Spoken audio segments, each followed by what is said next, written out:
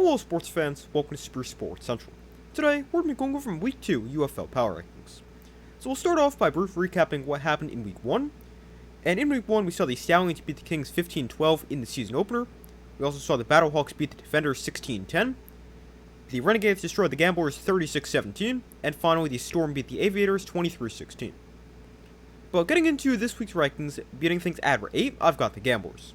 The Gamblers, they enter in 8th or last after they were pretty bad in Week 1, and they lost to the Renegades by a score of 36-17. And it was pretty bad all around, and they got off to a really bad start, especially offensively, as in their first 3 offensive drives, they went 3 and out twice, and also threw a pick 6. And that just continued for the entire game, and the offense never really looked that good. Now, quarterback Nolan Henderson had a bad game, going just 3 for 9, and throwing 2 interceptions, and he also got benched later in the game for Hunter Deckers. And Hunter Deckers was a little bit better, as he threw for 227 yards and also ran for a touchdown. And it definitely seems like Hunter Deckers should be the starting quarterback moving forward for the Gamblers. Now, the defense for the Gamblers was also pretty bad, as they allowed over 400 yards of offense and 36 points. But overall, this was not a good game for the Gamblers. Really, their only positive thing was they returned to kickoff for a touchdown, but outside of that, it was not very good. Now, I do think this team still has a lot of potential, and if Hunter Deckers ends up being a good quarterback, this is still a good team. But after Week 1, they look pretty bad, and I've got them at 8 in my power rankings. Coming in at 7, I've got the Aviators. So the Aviators, they check in at 7 after their loss to the Storm 23-16. And I do have the Aviators at 7 despite the loss, but there is a huge gap between the Aviators at 7 and the Gamblers at 8. And I still think the Aviators are a pretty solid team. But they didn't look great, and they also didn't look terrible. Although they did get off to a pretty tough start, as they fumbled away the opening kickoff. But offensively for the Aviators, they were pretty solid, and they ran the ball pretty effectively, as they ran for 120 yards and a touchdown on 5.5 yards per carry. And then quarterback Joe McClendon wasn't amazing, but he also wasn't terrible, as he threw for 212 yards. Although I do worry about the Aviators' offensive line a little bit, because McClendon was under constant pressure. Now, defensively for the Aviators, they weren't terrible, but again, weren't great, and that kind of just sums up the entire game for the Aviators. Not their best game, not their worst game. I definitely think this team is only going to get better as we get deeper into the season. And it might be a little bit harsh having them at 7 after just 1 week, but I do have the Aviators at 7, although if you want somebody else here, I can definitely understand that. Coming in at 6, I've got the Kings. The Kings, they check in at 6 after they lost to the Stallions by a score of 15-13. And the Kings, they're a lot like the Aviators. I thought they were pretty solid, but didn't get the win. But the Kings, I actually thought they looked a little bit better than I expected, and I thought their offense actually played pretty well. Now, they did only score 13 points, but I still thought their offense was solid. And I also think quarterback Jason Bean had a very good first start, as he threw for 226 yards, a touchdown, and 2 interceptions.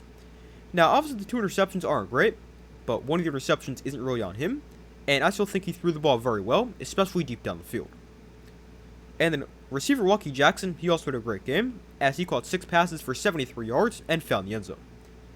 Now, while the pass game was good for the Kings, the run game wasn't great, as they ran for just 46 yards, and 27 of those 46 rushing yards came from Jason Bean. So they definitely have to figure out a way they can run the football.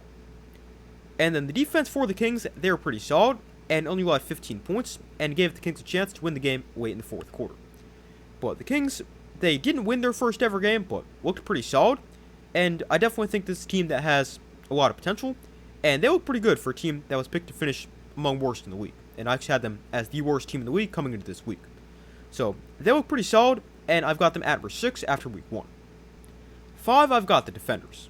So the defending champs, they got off to a tough start, as they lost to the Battlehawks by a score of 16-10. And they did not play that well.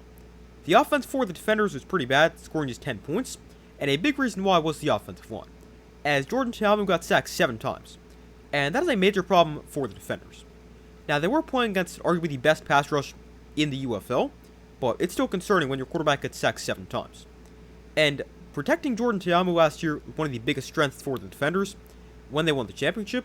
In fact, last year in the entire 10-game regular season, Ta'amu was sacked just 7 times. And then this year, he's been sacked 7 times in just 1 game. So that is definitely a major step back. And then speaking of Jordan Ta'amu, he also didn't play that well, as he was just 9 for 16 for 123 yards, and he turned the ball over twice.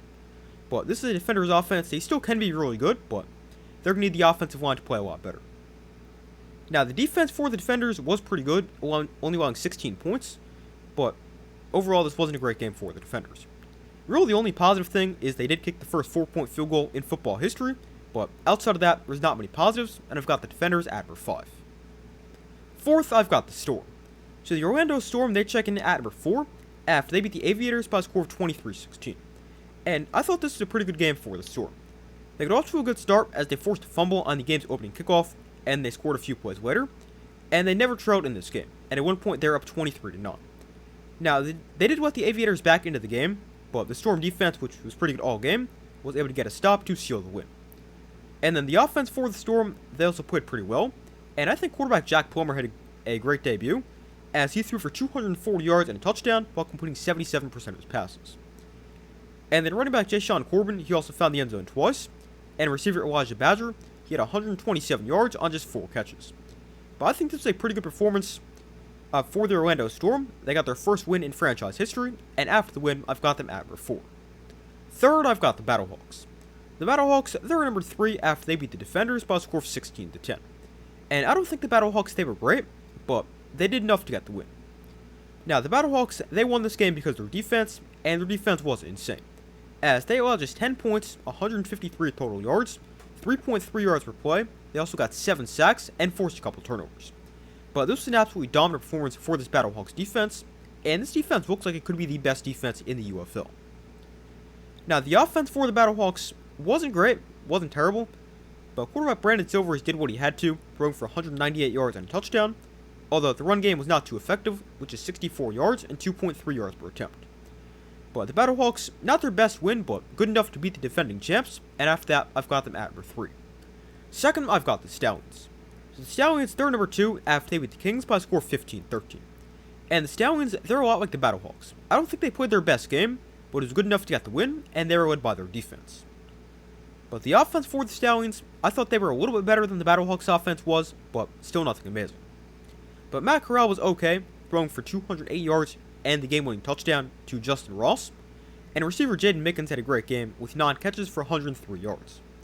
And on the ground, the Stallions, they were also pretty good, rushing for 111 yards and a score.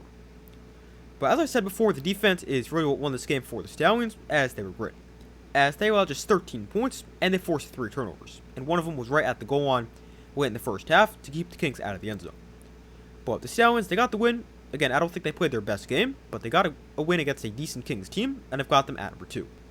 And coming in at number 1 after 1 week of play, I've got the Dallas Renegades. So the Renegades, they were insane in their win over the Gamblers, winning 36-17. And I think this was a great all-around win. The offense was amazing with 36 points, and it definitely seems like the Renegades made the right decision at quarterback, because it was a controversial decision going with Austin Reed over Luis Perez, but it definitely seems to be the right choice. As in his UFL debut, Austin Reed threw for a UFL regular season record 376 yards and 3 touchdowns. But he played really well, and so did wide receiver Tyler Vaughns, with 7 catches for 144 yards and finding the end zone. And then the defense for the Renegades was also great, as they allowed just 17 points and forced a couple turnovers, returning one of them for a touchdown early in the first quarter. But the Renegades, they looked great in their Week 1 win. They're easily the most impressive team in Week 1, and after their dominant win over the Gamblers, I've got them at number 1. But those are my Week 2 UFL Power Rankings. Thank you guys for watching. Be sure to like the video, subscribe, turn on notifications. I do my best to put as often as possible, and I will see you in the next video.